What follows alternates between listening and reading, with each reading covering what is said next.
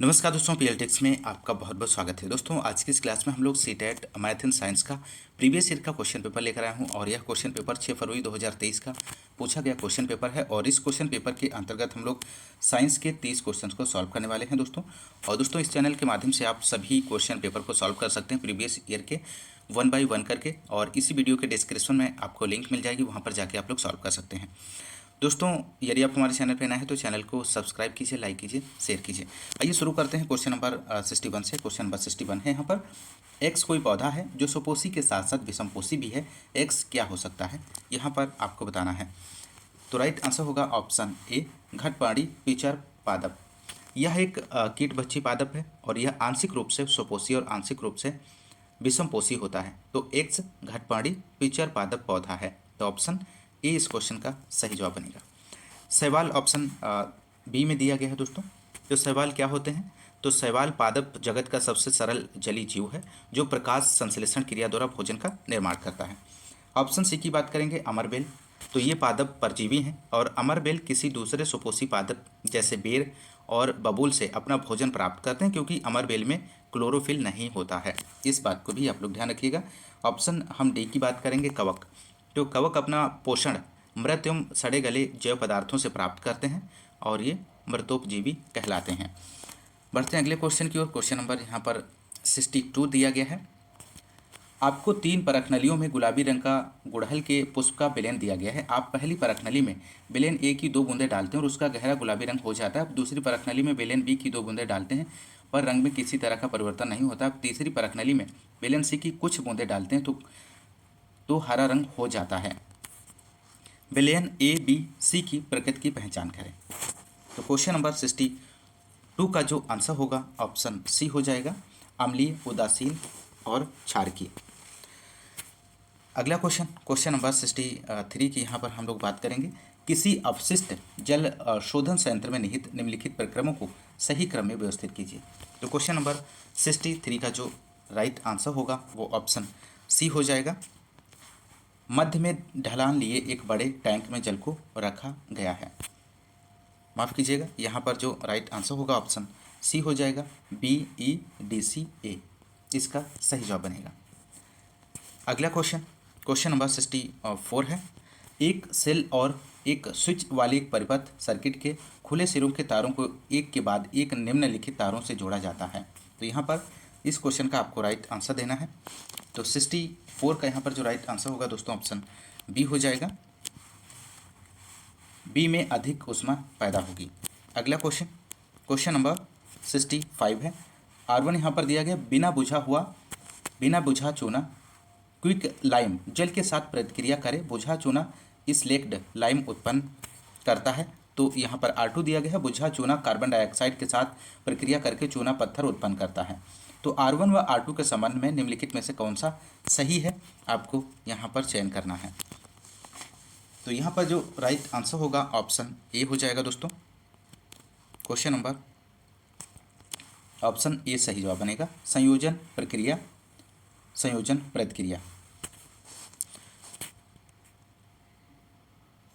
बिना बुझा चूना CaO जल के साथ अवक्रिया करके बुझा चूना CaOH का होल ट्वाइस बनाता है और इस प्रकार है ये संयोजन अवक्रिया है। अगला क्वेश्चन नंबर 66। क्वेश्चन नंबर 66 है दोस्तों। नीचे दिए गए कथनों को पढ़िए और सही विकल्प का चुनाव करिए। अभिकथन ए है, पिचर प्लांट कीटों को फंसा लेता है। कारण आर है, पिचर प्लांट में अपना भोजन तैयार करने के लिए क्लोरोफिल नहीं होता है। तो क्वेश्चन नंबर 66 का यहाँ पर जो राइट आंसर होगा ऑप्शन सी हो जाएगा दोस्तों। ए सही है लेकिन आर गलत है। कुछ ऐसे पौधे जो कीटों को पकड़ते हैं तथा उन्हें कीटों का भक्षण करने वाले ऐसे पादप कीटभक्षी पादप कहलाते हैं। पिचर प्लांट के घड़े के समान दिखाई देने वाली संरचना पत्ती का रूपांतरित भाग होते हैं। जब कोई कीट घड़े में प्रवेश करता है तो उसमें रोमों के बीच में फंस जाता है और घड़े में उपस्थित पाचक रस द्वारा कीटों का पाचन हो जाता है। तो वीनस फ्लाई ट्रैप और सनड्यू कीटभक्षी के उदाहरण हैं दोस्तों। और पिचर प्लांट हरे रंग का होता है जिसमें अपना भोजन तैयार करने के लिए क्लोरोफिल होता है। आमतौर पर ऐसे पौधे दलदली मिट्टी में उगते हैं जहाँ नाइट्रोजन की मात्रा बहुत कम होती है। तो और नाइट्रोजन की कमी को पूरा करने के लिए ये कीटों को पकड़कर भक्षण करते हैं। तो ऑप्शन यहाँ पर जो है ये सत्य है, जबकि आर गलत है। अगला क्वेश्चन, क्वेश्चन नंबर 67। नीचे दिया गया कौन सा समुच्चय ऐसे द्रवों का समाविष्ट करता है जो विद्युत के अच्छे चालक हैं? तो यहाँ पर राइट आंसर जो होगा 67 का ऑप्शन डी हो जाएगा, सी हो जाएगा, माफ़ कीजिएगा। नींबू का रस, सिरका, टोंटी का जल। नींबू का रस, सिरका, टोंटी का जल ऐसे द्रव हैं जो विद्युत के अच्छे चालक हैं, क्योंकि इसमें अनेक अम्ल, क्षार और लवण घुले हो सकते हैं। खनिज लवणों की थोड़ी मात्रा इसमें प्राकृतिक रूप से विद्यमान होती है, इसलिए यह जल विद्युत का सुचालक होता है। और इसके विपरीत आसुत जल लवणों से मुक्त होने के कारण विद्युत का हीन चालक होता है। तो ऑप्शन सी यहाँ पर इस क्वेश्चन का सही जवाब बनेगा। क्वेश्चन नंबर 68 है। एक कंटेनर ए में 10 लीटर पानी है जबकि कंटेनर बी में 10 लीटर सरसों का तेल है। दोनों कंटेनरों में पानी शुरू में 40 डिग्री सेल्सियस पर है और दोनों कंटेनरों को अब 70 डिग्री सेल्सियस तक गर्म किया जाता है। निम्नलिखित में से कौन सा कथन सत्य है? तो यहाँ पर 68 का जो राइट आंसर होगा ऑप्शन ए हो जाएगा। ए में अधिक गर्मी स्थानांतरित होगी। ऑप्शन ए इस क्वेश्चन का सही जवाब बनेगा। Question number 69। शिखा ने एक पत्ती की निचली सतह को सूक्ष्मदर्शी से देखा और बहुत सारे छोटे छोटे छिद्र का अवलोकन किया। ये छोटे छोटे छिद्र क्या हैं? तो 69 का यहाँ पे आंसर होगा ऑप्शन बी, रंध्र। इसका सही जवाब बनेगा दोस्तों। अगला क्वेश्चन, क्वेश्चन नंबर 70 है। Fill the blanks A, B and C. A, B, C रिक्त स्थानों को भरिए यहाँ पर। तो इस क्वेश्चन का यहाँ पर राइट आंसर आपको देना है दोस्तों। तो राइट आंसर होगा ऑप्शन डी, इसका सही जवाब बन जाएगा ऑप्शन डी, ध्यान रखिएगा। अगला क्वेश्चन, क्वेश्चन नंबर 71 है। एक विद्यार्थी एक दीवार पर दूरस्थ इमारत की छवि को उत्पन्न कर एक उत्तल लेंस की लगभग फोकस दूरी का पता लगाने का प्रयास कर रही है। उसे दीवार पर धुंधली छवि दिखाई दे रही है। स्पष्ट छवि प्राप्त करने के लिए उसे क्या करना चाहिए? तो 71 का यहाँ पर जो आंसर होगा ऑप्शन सी हो जाएगा। लेंस को इसकी स्थिति के आधार पर या तो दीवार से दूर या दीवार की ओर खिसकाया जा सकता है। बढ़ते हैं अगले क्वेश्चन की ओर। क्वेश्चन नंबर 72 है। यहाँ पर नीचे दिए गए कौन सा समुच्चय भौतिक परिवर्तनों को समाविष्ट करता है? तो 72 का आंसर आपको देना है दिए गए ऑप्शंस में से। तो राइट आंसर होगा ऑप्शन डी यहाँ पर इस क्वेश्चन का दोस्तों। कांच टूटना, गेहूं पीसना और पानी उबालना। अगला क्वेश्चन, क्वेश्चन नंबर 73 है। एक लड़की एक धन आवेशित क्षण और एक ऋण आवेशित क्षण को एक करके एक नल से टपकती जल की महीन धारा के नज़दीक लाई, किस दिशा में जल की धारा मुड़ेगी? तो इस क्वेश्चन का यहाँ पे जो राइट आंसर होगा दोस्तों ऑप्शन बी हो जाएगा। धन आवेशित क्षण और ऋण आवेशित दोनों की ओर, यहाँ पर सही जवाब बनेगा। अगला क्वेश्चन, क्वेश्चन नंबर 74 है। यहाँ पर रेवा कार चलाकर अपने ऑफिस से अपने घर जा रही है। जो 22 किलोमीटर दूर है वह 10 मिनट तक 48 किलोमीटर प्रति घंटा की चाल से गमन करती है और कुछ वस्तुएं खरीदने के लिए 15 मिनट के लिए बाजार में रुकती है। इसके पश्चात वह अपनी यात्रा 56 किलोमीटर प्रति हेक्टेयर की चाल से फिर आरंभ करती है। उसकी समस्त यात्रा की औसत चाल क्या होगी दोस्तों? तो यहाँ पर आपको ऑप्शन दिए गए हैं, इस क्वेश्चन का आंसर आपको देना है। तो राइट आंसर जो होगा यहाँ पर ऑप्शन ए हो जाएगा, 33 किलोमीटर प्रति घंटा इसका सही जवाब होगा। तो चाल बराबर क्या होता है अगर आप सॉल्व करेंगे तो दूरी बटे समय होता है। तो 48 बराबर क्या हो जाएगा? दूरी बटे समय हो जाएगा। तो दूरी आप निकालेंगे तो 8 किलोमीटर यहाँ पर आ जाएगा। उसके बाद में आपको समय निकालना है। तो इस क्वेश्चन का जो सही जवाब हो जाएगा ये यहाँ पर बनेगा, 33 किलोमीटर आ जाएगा। अगला क्वेश्चन, क्वेश्चन नंबर 75 है। चौक और पानी के मिश्रण को पृथक करने की प्रक्रिया में निम्नलिखित में से कौन सा कारक जो सहायक नहीं है, यहाँ पर आपको बताना है। तो राइट आंसर ऑप्शन डी हो जाएगा, ऊर्ध्वपातन, इसका सही जवाब बनेगा दोस्तों। अगला क्वेश्चन, क्वेश्चन नंबर 76 है।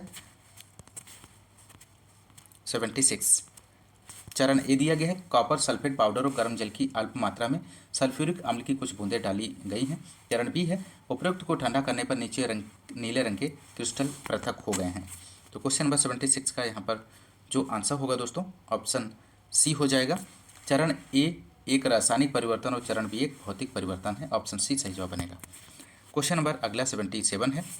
किसी वस्तु की छाया बनने की परिघटना के बारे में नीचे कुछ कथन दिए गए हैं, सही कथनों को पहचानिए। तो यहाँ पर आपको सही विकल्प का चयन करना है। तो राइट आंसर होगा ऑप्शन ए और बी ऑप्शन से यहाँ पर सही जवाब बनेगा।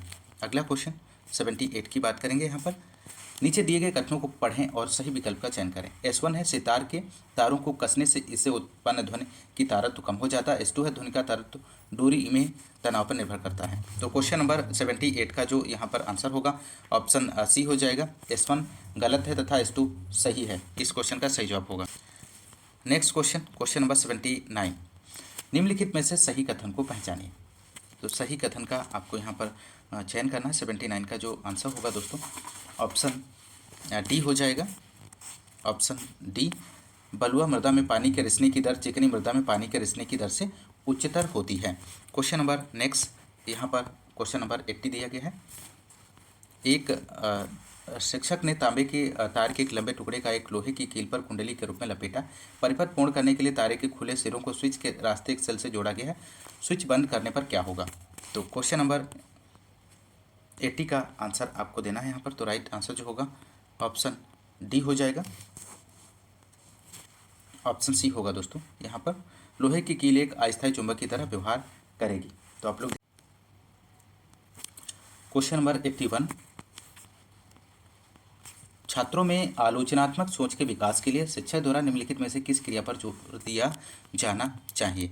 यहाँ पर ऑप्शंस दिए गए हैं। ऑप्शन ए है इसके और सुधार के लिए किए गए कार्यों की समीक्षा करने की इच्छा, उन पहलुओं की पहचान करना जो अपनाए गए तरीके के लिए और उसके खिलाफ है, वैज्ञानिकों के बारे में जानकारी इकट्ठा करना, दूसरे के दृष्टिकोण का सम्मान करना। तो क्वेश्चन नंबर 81 का यहाँ पर जो राइट आंसर होगा ऑप्शन सी हो जाएगा। ए और बी दोनों ऑप्शन से यहाँ पर सही जवाब बनेगा। क्वेश्चन नंबर अगला 82 है। यहाँ पर निम्नलिखित में से कौन सा कथन विज्ञान और उसके परिक्रमों की सही व्याख्या नहीं करता है? तो ऑप्शन ए है विज्ञान अधिगम का एक अंतः विषय परक क्षेत्र है। ऑप्शन बी यहाँ पे दिया गया है वैज्ञानिक उस सिद्धांत को अधिक श्रेय देते हैं जो कुछ ही मान्यताओं के आधार पर अवलोकनों की एक बड़ी संख्या की व्याख्या करता है। ऑप्शन सी है नए प्रमाणों की रोशनी में विद्यमान वैज्ञानिक सिद्धांतों नियमों को छोड़ा जा सकता है। ऑप्शन डी है एक अच्छे वैज्ञानिक सिद्धांत को झूठा साबित करने की संभाव्यता नहीं होनी चाहिए। तो क्वेश्चन नंबर 83 का जो आंसर होगा ऑप्शन डी हो जाएगा। एक अच्छे वैज्ञानिक सिद्धांत को झूठा साबित करने की संभाव्यता नहीं होनी चाहिए। Question number next question number 83 है निम्नलिखित कथन में से कौन सा विज्ञान की प्रगति का सबसे अच्छा वर्णन करता है? तो 83 का यहाँ पर आपको आंसर देना है। तो राइट आंसर हो जाएगा ऑप्शन डी विज्ञान के सामाजिक प्रयास, science is a social endeavour. Question number 84 है विज्ञान की पाठ्यचर्या के ऐतिहासिक रूप से वैध होने की क्या आवश्यकता है? तो 84 का यहाँ पर जो आंसर हो जाएगा ऑप्शन ए होगा। यह समझने में मदद करता है कि कैसे सामाजिक कारक विज्ञान के विकास को प्रभावित करते हैं। क्वेश्चन नंबर नेक्स्ट ए यहाँ पर बनेगा। ए और बी ऑप्शन सही जवाब है। अगला क्वेश्चन नंबर 85 है नीचे दिए गए कथनों को पढ़िए और सही विकल्प का चयन कीजिए। S1 है विज्ञान में प्रतिमान परिवर्तन पैराडाइम शिफ्ट होता है। और S2 है जब कई असंगत अवलोकन एकत्रित हो जाते हैं तो वर्तमान सिद्धांत संकटावस्था में होता है। तो यहाँ पर सही जवाब इस क्वेश्चन का आपको देना है। तो राइट आंसर जो होगा पहला हो जाएगा। S1 और S2 दोनों सत्य हैं। क्वेश्चन नंबर नेक्स्ट NCERT की पाठ्य पुस्तक कक्षा के विज्ञान की NCERT की पाठ्य पुस्तक से निम्नलिखित उदाहरण पढ़िए। तो यहाँ पर प्राचीन काल में लोग इन चिंगारियों का कारण नहीं समझते थे, अतः वे तड़ित से डरते थे और सोचते थे कि उन पर भगवान के क्रोध के कारण यह हुआ है। अब वास्तव में हम यह जानते हैं कि बादलों में आवेश के एकत्रित होने से तड़ित पैदा होती है। सन 1752 में बेंजामिन फ्रैंकलिन ने यह दर्शाया कि तड़ित तथा आपके वस्त्रों में उत्पन्न चिंगारी वास्तव में एक ही परिघटना है। उपयुक्त उदाहरण में विज्ञान के किन पहलुओं का प्रकाश डाला गया है? तो ऑप्शन ए है सार्वत्रिक वैज्ञानिक परिक्रम विद्यमान है, विज्ञान प्रकृति में अनंतिम है, विज्ञान अनुभविक प्रमाण पर आधारित है। ऑप्शन डी है वैज्ञानिक ज्ञान के विकास में नियम और सिद्धांत एक केंद्रीय भूमिका निभाते हैं। तो क्वेश्चन नंबर यहाँ पर 86 है। 86 का जो राइट आंसर होगा दोस्तों ऑप्शन सी हो जाएगा। विज्ञान अनुभविक प्रमाण पर आधारित है। ध्यान रखिएगा। अगला क्वेश्चन 87 है। यहाँ पर वैज्ञानिक सोच विकसित करने के लिए निम्नलिखित में से कौन सी गतिविधियाँ आपके छात्रों के मध्य सहायक होंगी? तो 7 का जो यहाँ पर राइट आंसर होगा तो ऑप्शन सी हो जाएगा दोस्तों। आप लोग ए सी डी ऑप्शन सही जवाब बनेगा। नेक्स्ट 88 क्वेश्चन नंबर, आप कक्षा में लोहे पर जंग लगना की चर्चा कर रहे हैं। आप विद्यार्थियों से कहते हैं लोहे की कील पर जंग लगने के लिए आर्द्र वायु आवश्यक है। आपका एक विद्यार्थी पूछता है कि क्या लोहे की कील को उबलते जल में रखने पर उस पर जंग लगेगा। इसके प्रश्न का आप किस प्रकार उत्तर देंगे। पहला है, विद्यार्थी को सहपाठियों संग प्रश्न पर चर्चा करने और उत्तर ज्ञात करने के लिए कहेंगे। ऑप्शन बी है, विद्यार्थी को पाठ्यपुस्तक को पढ़ने और अगली कक्षा में उत्तर देने के लिए कहेंगे। ऑप्शन सी है, विभिन्न परिस्थितियों में कील को रखकर एक खोज की परिकल्पना करने और परिणाम को कक्षा के साथ साझा करने में विद्यार्थी की सहायता करेंगे। क्वेश्चन डी है ऑप्शन, विद्यार्थियों को प्रश्न का सही उत्तर देकर उसकी जिज्ञासा का निराकरण करेंगे। तो क्वेश्चन नंबर 88 का जो राइट आंसर होगा ऑप्शन सी हो जाएगा। विभिन्न परिस्थितियों में कील को रखकर एक खोज की अभिकल्पना करने और परिणामों को कक्षा के साथ साझा करने में विद्यार्थी की सहायता करेंगे। क्वेश्चन नंबर अगला 89 है। यहाँ पर एक शिक्षक घोल परीक्षण द्वारा नमक एवं चीनी की पहचान करने के लिए जांच उपागम का उपयोग करना चाहता है। निम्नलिखित कार्यों को रोकने का सही क्रम क्या होगा। तो पहला ऑप्शन यहाँ पर दिया गया, विद्यार्थियों को नामांकित अज्ञात नमूने ABCD दिए गए हैं जो चीनी, नमक, फिटकरी और रेत हैं। ऑप्शन बी है, विद्यार्थियों को सजीव चित्रण द्वारा यह दिखाने में सहायता की गई है कि पदार्थ विभिन्न परमाणुओं से बने हैं और इसलिए विभिन्न प्रकार से घुलते हैं। ऑप्शन सी है, विद्यार्थी पदार्थों ABCD की घुलनशीलता का परीक्षण विभिन्न द्रवों में करते हैं। तो क्वेश्चन नंबर 89 का जो आंसर होगा ऑप्शन सी हो जाएगा। क्वेश्चन नंबर अगला 90 है। निम्नलिखित में से कौन सा एक लोकतांत्रिक विज्ञान कक्षा चित्रण नहीं करता है। तो क्वेश्चन नंबर 90 का जो यहाँ पे आंसर होगा ऑप्शन बी हो जाएगा। ऑप्शन बी इस क्वेश्चन का सही जवाब बनेगा दोस्तों। शिक्षक अनुशासन को बनाए रखने के लिए नैतिक अधिकारी की भूमिका निभाता है। तो दोस्तों ये रहे विज्ञान के 30 क्वेश्चंस को आपने इस क्लास में सॉल्व किया। दोस्तों यदि आपको क्लास पसंद आ रही है तो क्लास को ज़्यादा से ज़्यादा लाइक और शेयर करना मत भूलिएगा। और हाँ, यदि आप चैनल पर नए हैं तो चैनल को सब्सक्राइब जरूर कीजिएगा। मिलते हैं नेक्स्ट क्लास में, तब तक के लिए नमस्कार, जय हिंद, धन्यवाद।